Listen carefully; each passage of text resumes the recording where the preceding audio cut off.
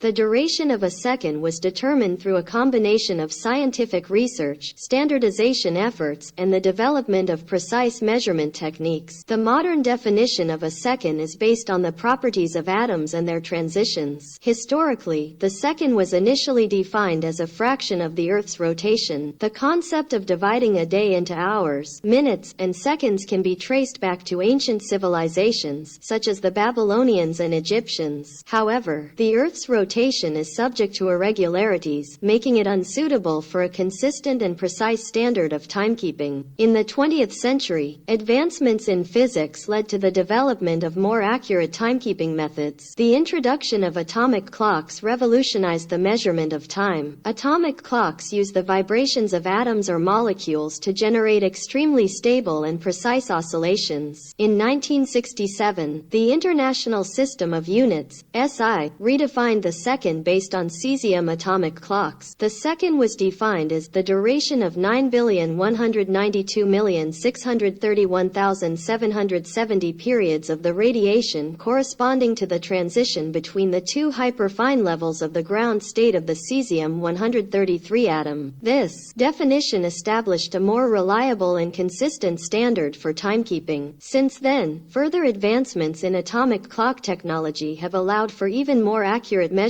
of time. Today, the official definition of a second is based on the International System of Units (SI) and is defined in terms of the cesium atom's vibrations.